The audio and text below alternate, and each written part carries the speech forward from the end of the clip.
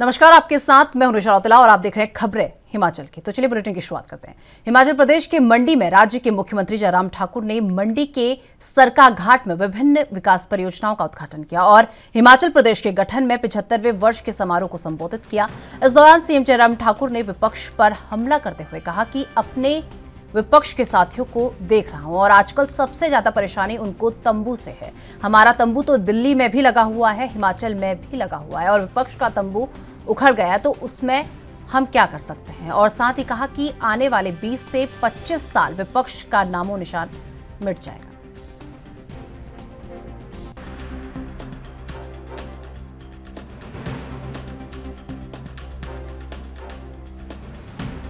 इसलिए हमने तय किया कि कम से कम एक कार्यक्रम तो हम कर सकते हैं। नेताओं का, अभिनेताओं का हम हृदय से आभार एक बार नहीं अनेक बार कर चुके हैं और करते रहते हैं, करते रहेंगे। लेकिन मेरे हिमाचल प्रदेश के भाई बहनों का बहुत बड़ा योगदान जो हिमाचल के विकास में रहा है, उनका आभार करना मैं समझता हूं बहुत आवश्यक है। इसलिए समर्पित किया हमने 75 कार्यक्रम हिमाचल प्रदेश में और आज उसी के निमित्त आपके सरकाघाट में आकर के आप सबका आभार व्यक्त करने के लिए आए।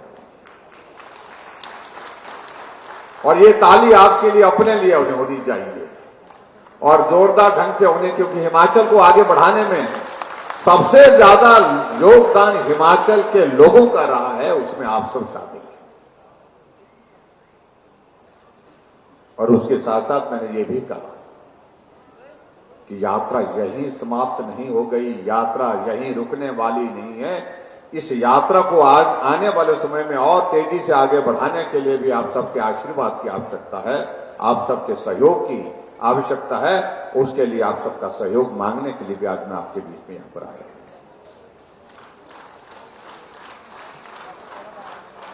लेकिन हमारे मित्रों को आजकल यही दिखता है कि हम जा रहे हैं, लोगों को मिल रहे हैं और साथ में खास तौर में आजकल अपने साथियों को देख रहा हूं विपक्ष के, आजकल सबसे ज्यादा परेशानी उनको तंबू से है, हमारे तंबू से। बहुत बड़ा तंबू लगा लिया है, बहुत सारे लोगों को बुला लिया। हमने कहा भाई हमारा तंबू तो दिल्ली में भी लगा हुआ है, हिमाचल में भी लगा हुआ, तुम्हारा उखड़ गया तो हम इसमें क्या कर सकते हैं। वो तो उखड़ा बैठा है। और ये भी मैं कहना चाह रहा हूं कि आने वाले 20-25 साल तक उनका तंबू तो लगने वाला, ना यहां लगने वाला है और ना ही दिल्ली में लगने वाला है। इसलिए आ जाओ, ये हमारा तंबू लगा है तो तंबू में आ जाओ। और बहुत सारे लोग आ रहे हैं,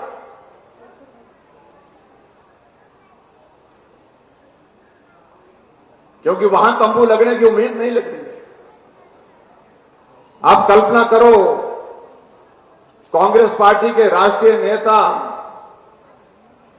राहुल गांधी जी भारत जोड़ो अभियान के लिए निकले हुए हैं, यात्रा पर निकले हैं और कांग्रेस के लोग कांग्रेस छोड़ो यात्रा पर निकल पड़े हैं।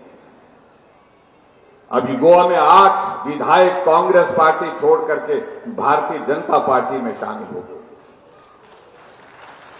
और अभी हिमाचल प्रदेश में कांगड़ा के पवन काजल, जो कांग्रेस पार्टी के वर्किंग प्रेसिडेंट थे, वो कांग्रेस छोड़ के भाजपा में शामिल हो गए।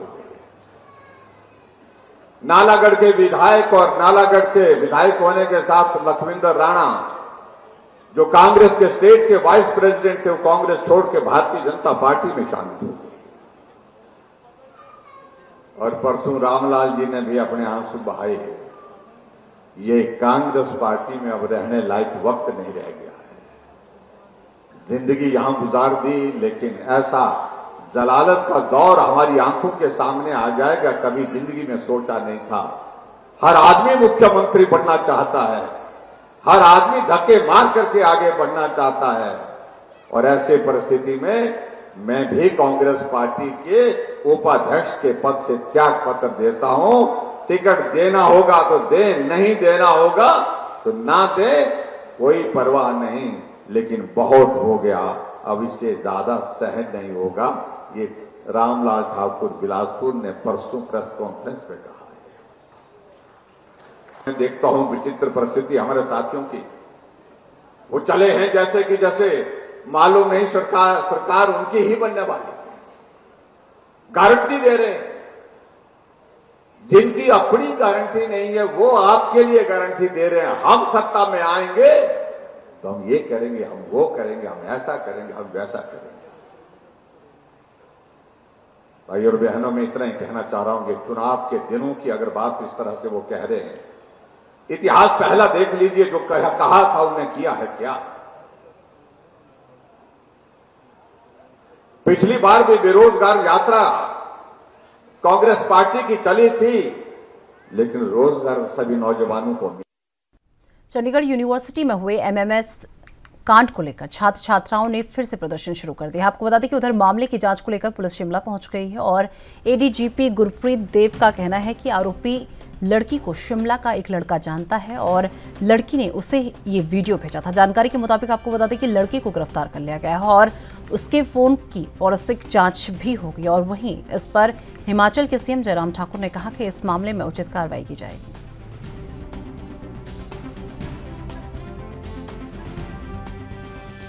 कि उसमें उस सिलसिले में मुझे पुलिस डिपार्टमेंट के अधिकारियों से बातचीत मेरी हुई है। मैंने कहा कि उसमें पूरी कोऑपरेशन करिए पंजाब पुलिस को। जो भी दोषी है, जो सूचना के मुताबिक जो जानकारी मिली है उसके मुताबिक ये मालूम पड़ा कि हिमाचल प्रदेश से संबंधित वो लड़का है जिसने उसको वायरल किया है। उसके खिलाफ कानूनी कार्रवाई करेंगे और पूरी हम पंजाब सरकार को उसमें पूरा कोऑपरेशन देंगे निश्चित रूप से, क्योंकि गलत काम किया है तो सजा मिलनी चाहिए। लंपी वायरस पर भी जो है कांग्रेस घेर रही है सरकार को कि गौवंश की बात करने वाली भाजपा जो है इसमें नाकाम रही है और लगातार युद्ध स्तर पर काम किया हमारी सरकार ने। मैं ये कहना चाह रहा हूँ कि इस प्रकार से वो अनावश्यक रूप से इस तरह का दोष ना दे।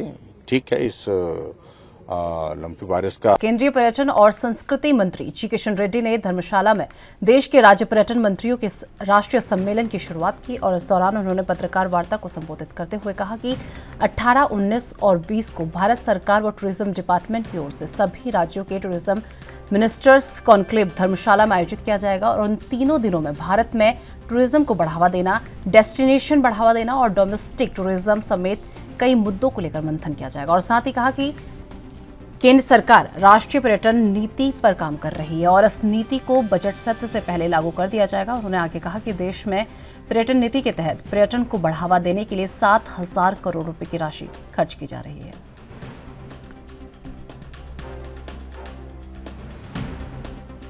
और टूरिज्म डिपार्टमेंट के अन्य अधिकारी, सबसे पहले मैं माफी चाहता हूं,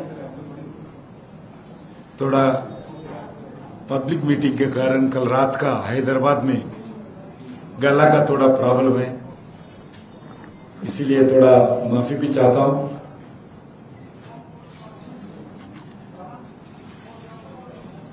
एटीन्थ, 19th, 20, 18, 19, 20 ये 30 दिन, ये 3 days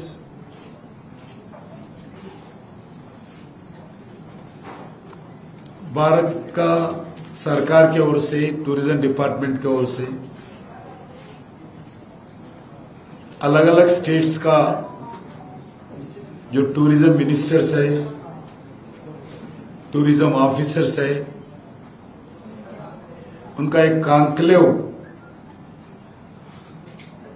इस हिमालयन धरती धर्मशाला में, इस पवित्र स्थान में हम शुरुआत करने वाले।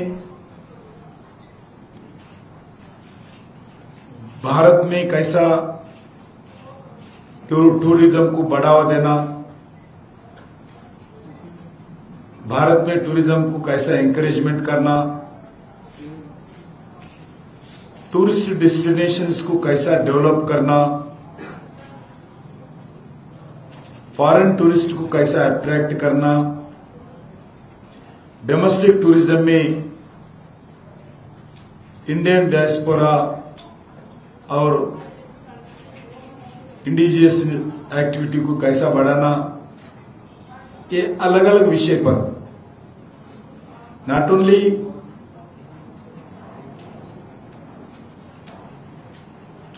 टूरिज्म पॉलिसीज के अलावा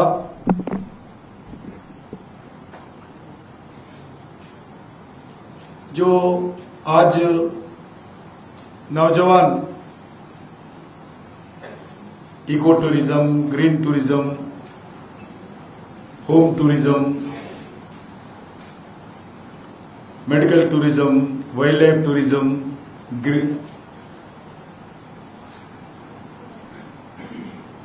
ऐसा अलग अलग टूरिज्म पर भी भारत सरकार काम कर रहे, उसका भी एक चर्चा।